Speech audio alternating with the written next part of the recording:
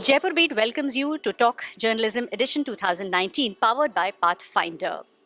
The highlight of the day is Dr. Shashi Tharoor, a man with overpowering persona, an author par excellence and a thinker ahead of times. He is a well-known politician and an international diplomat as well.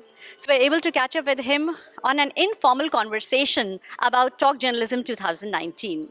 When Shashi Tharoor speaks or tweets, all the faces are turned towards him, right? I wish that were true, but I'm glad to hear you believe it. Yeah, of course we believe. Because apart from the charisma that your personality exudes, what is the secret behind the Shashi Tharoor persona? Look, I hope I say interesting things. I mean, I've read and studied and worked and lived around the world.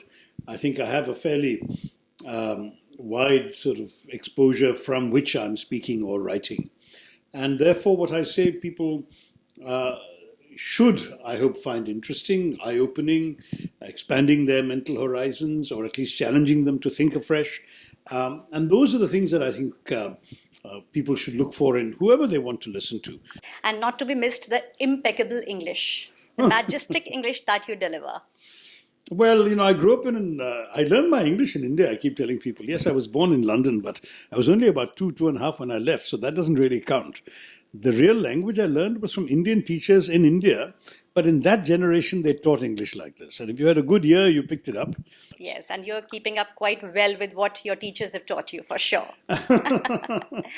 Yes, well, now I think I've gone past the stage of what they've taught me and tried to teach myself a few things too. So you have been an international diplomat. So how do you view as brand India in the current global position?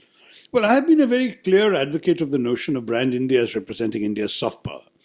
I don't think that having big military muscle or a space program or the second, third largest army in the world is what makes us strong. But what attracts people about India? It's actually our soft power. It's our culture, our yoga, our Ayurveda, our Indian cuisine everywhere in the world, Indian textiles and clothing and fashions, Bollywood movies, Indian TV shows. These are the kinds of things that the world sees, Indian music, Indian film. So when we speak of soft power, India has that in spades because its culture is attractive. Now, if we undermine that by turning our society into something more restrictive, where dissent is not easily practiced, where minorities are made to feel vulnerable or fearful, where all these problems arise, then frankly we are in a situation, it seems to me, where our country would really no longer have an attractive brand in the eyes of the world. Your recent book, it focuses mainly upon the plurality of our religion, the tolerance of our religion. More than tolerance, I would say, it's acceptance. This is a distinction that Swami Vivekananda made in his famous speech in Chicago. Because tolerance, though it's a virtue, it's better to be tolerant than intolerant, tolerance is still a bit of a patronizing idea. Tolerance says, listen, I have the truth, you are in error, but I will allow you, I'll indulge you in the right to be wrong. That's all tolerance is doing. Whereas acceptance is much different. Acceptance, which is what Vivekananda taught us Hinduism is about, is that I believe I have the truth, you believe you have the truth, I will respect your truth, please respect my truth. And that is what ultimately sustains us. Why is it that in the Hindu religion there are so many different ways you can worship? Why is it that you can be a Vaishnavite, somebody else can be a Shaivite? You can be somebody who says, I'm a good Hindu because I worship and revere Ram, I read the Hanuman Chalisa, I do a Sita Puja, and somebody else says, I don't do any of those things and still I'm a Hindu. That's what makes Hinduism the Hinduism I love and adore and I'm pleased to practice. Could you please give a short message too, because there are so many journalists in making out here in Talk Journalism. So any message that you would like to convey? The most important message I convey during my talk is that journalism, like the practice of medicine, is not just a job, it's a cause.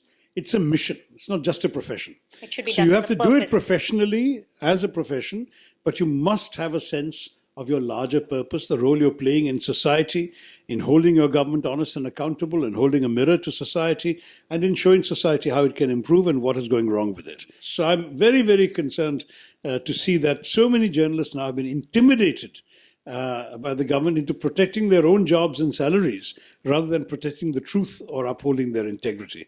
And that is easier for me to say than for them because they're young, they're starting out in life, they have responsibilities, they need the salary, and we are perhaps pressing them into a conformity that will deeply undermine their own profession. So that my main message to them is hold on to the integrity you have, be yourself, Ethical side of stand up for journalism. your own values and ethics. Absolutely. And how do you feel to be a part of this talk journalism? It was wonderful. I hope to be back. Thank you so much, sir. Thanks very Thank you. much.